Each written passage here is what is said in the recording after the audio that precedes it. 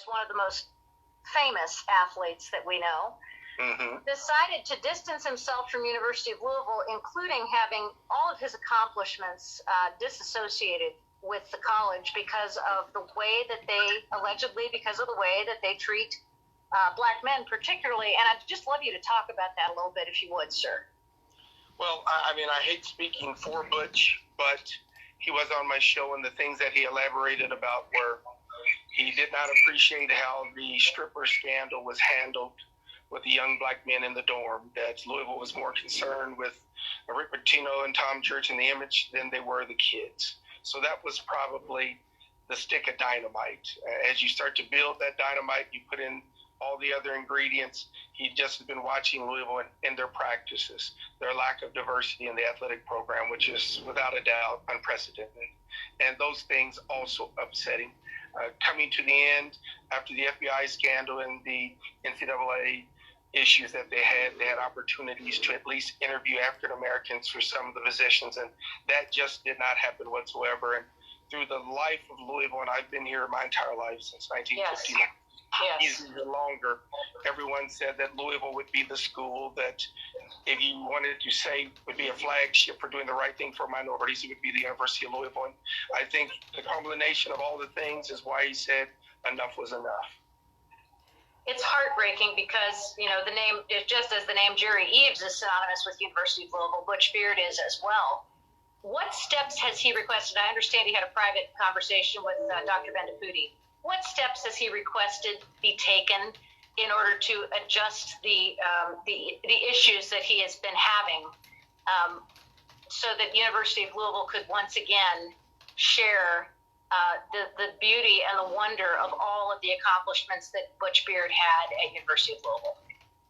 Well, first thing, it's not what he asks of the university. He wants to watch the university. Right is right, and they know what to do. So it's not his business to write down what to do, which is right. Right's supposed to come from the heart, something that you are supposed to do when you're in a place of higher learning. So he did not give them a roadmap. The roadmap is something that they have to develop from their heart. Their heart has been a roadmap that's gone away from African Americans in position of power in the athletic department. So he did not write down verbatim what he wanted. He said that he would watch them. He had a great conversation with Dr. Neely Bendaputi, a very nice lady, really is. Very tough situation. She didn't. The last 2.5 years were the same old thing. 8 head coaching jobs came available. No African Americans were interviewed. So she has to take responsibility for that. But the responsibility really falls past Dr. Neely Bendaputi and prior administration. So knowing that, that's why Coach Beard met with her. They had a great conversation, but it's something that University of Louisville is going to have to rectify on its own because it wants to, because it says it does the right thing. Coach Eaves, I know you've got a show coming up, and we're not going to keep you for much longer, and we really appreciate you sharing some of these things with us because I know you and Mr. Beard are extremely close and always have been. What was your experience at University of Louisville as a young player and as an assistant coach? I believe I remember that sometime after you finished with your playing career in the professional leagues. Talk to us about what your experience was, particularly under Coach Crum, who is someone that everyone has always upheld as just, a paragon of fairness and equality in his treatment of players. Without a doubt. I mean, it was delightful. Coach Crum is the very best, one of the best human beings I've ever seen. As for handling people, as for being fair with everyone, accomplishments and criticism, Coach Crum was always fair. He's one of the nicest gentlemen that you'll ever run across. And I told everyone, when I was his assistant coach, I swore at a player. Coach Crum wrote me up, put it in my jacket, said, Jerry, that's not appropriate behavior. You have to communicate to people correctly. And he was 100% right. And I've been in the sports business my entire life, and there are not very many Coach Denny Crums walking around. That's all there is to it. That's absolutely true. And of course, his mentor, Coach John Wooden, also set the bar extremely high and had an extraordinary career. I appreciate what you just said. And if you were going to give Dr. Bendaputi just a few words of your own, what would you suggest immediate actions that she could take to move the University of Louisville closer to the kind of university that you would like to reflect you, your accomplishments, and the accomplishments of all the other players and coaches? Well, I just think that all she has to do is she has to look back and she has to speak to people on how they got there. And I'll give you a few quick examples. Well documented. Johnny Unitas was a super football player. There's no question about it. And when I walked on that campus myself in 1978, I saw the brand new Unitas Tower staring me straight in the face. As a young man, I didn't think anything about it, but Johnny Unitas was my dad. Baltimore was the favorite team. Lenny Lyles, who played at Louisville, was on the Baltimore Colts. It did not respond to me in a negative. It responded in a positive. You've got Johnny Unitas Museum. You've got Johnny Unitas statue. How in the world could the University of Louisville not have a Wes Unseld all three at this point is our point. There's no question about it. There's no other way that you can say it. When you're talking about Wes Unseld, that is from the city of Louisville, whose family was well-renowned here. You've got George Unseld. He was an alderman. All the things that the Unselds have done and the things that I told you that are documented, and I appreciate it because I was a Baltimore Colt fan. But at the same time, when I can sit here at 61 as an African-American, and there's nothing on that campus that says Wes Unseld, that is not fair, that is not right, and the neglect for so many people to miss that, just period, to have so many board of trustee members, presidents, athletic directors miss the difference in what that represents. Students are supposed to walk on that campus and see a brand new Wes Unseld dorm, Wes Unseld museum, Wes Unseld statue, just like Johnny Unitas. And for Butch and I to have to say these things is really disgraceful, which is, it is heart saddening for Butch and I, because we have to say these things, and they're apparent and they're correct.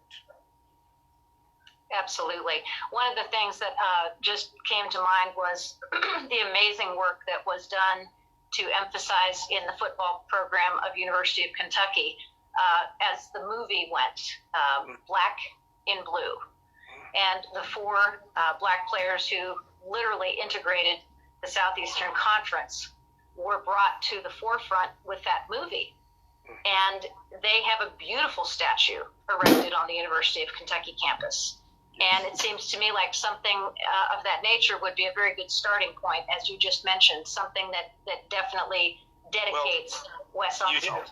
You hit it on the head, and that is the point. And I need people to understand. Kentucky recognized the SEC Southeastern Conference in African Americans. Kentucky was the first school to have an African American football player to integrate the SEC, Nathaniel Northern. Yep. And when you're looking at it, Kentucky has recognized the things that has transpired in the past that need to be rectified. University of Louisville on the other side is sitting saying, we're perfect. Why do we need to do anything when they're not? They're not.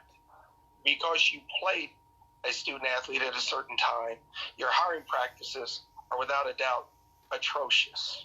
So it's the same thing, but University of Louisville is sitting saying, we welcomed African Americans. Well, that was the 60s that Louisville's lived on. In 2021, the last thing that they have done in leadership positions in the athletic department is welcome African Americans. And when you say it, you know, it's so bad, Coach Beard and Jerry Eaves turns into the enemy when we're stating nothing but fact. And it's really, really disgraceful that we have to say these things. So yes, Kentucky recognized what the entire South was about and that it needed to try to put its best foot forward. University of Louisville, on the other hand, is looking at Butch and I saying, why are you saying these things? And that is really saddening. I think we need to get Paul Karam on the phone and follow the leadership that he took in getting Black and Blue made and getting that statue up. Yeah. I'm tired of following University of Kentucky. When is Louisville going to be the leadership role? I really am. I'm so tired of following University of Kentucky. Statues, movies. I had Paul on my show, great guy. But University of Louisville has to understand and recognize it. And honestly, if they have not spoke about this in any of their board meetings throughout all these years, if this has not been brought up, then it is really disgraceful. It is really disgraceful. Well, we've had some incredible issues that have occurred at both colleges over the years. The scandal that took, all colleges. the scandal that took place at University of Louisville cost them a tremendous amount. And I know from speaking with Dr. Bendaputi that, her interest is in making it the #1 college again in the nation. Yes. And, meeting the qualifications that Denny Crum and others have set for that school. So, thank you for what you're doing. And I'm going to call Paul. She needs to be careful. She needs to be careful. Yeah. Because if you're going to the same horse's mouth to get your information with Louisville the last 30 years, you're going to pull the Einstein, you're going to get the same thing again. And Louisville does not like to relinquish power. It keeps it in a very small pot. So we're here for a reason, and we're not making these things up. She has to go outside of the Louisville family to get this corrected. Not total family, but the family that has been embedded in that university for over 30 or 40 years now. It has to change. It needs people like Coach Beard to sit and tell them, because people have not. Coach, you're doing some wonderful coaching at Simmons. Talk to us about your team and how you're coping with the challenges of coaching during COVID. We canceled our season. There was no way we could facilitate it financially or health-wise. My kids I cannot put them in dorms. My kids stay with their elderly parents that do have pre-existing conditions. I canceled my season after 2 games. There was no way I could do it in my right mind and know that it was in the best interest of my players and parents and their family. There was no way, so we shut it down. Well, thank God for good decision makers like you. And thank you for your leadership in our community, your leadership of the young men who have been under your tutelage for so many years. And I know that Coach Crum has smacked me upside the head for cussing at people too, so we're in good company. We're in good company. Have a great show. Thank you, Coach too. Eaves. My best to Coach Beard. Take care. I will. Bye-bye. Thank you. Bye-bye.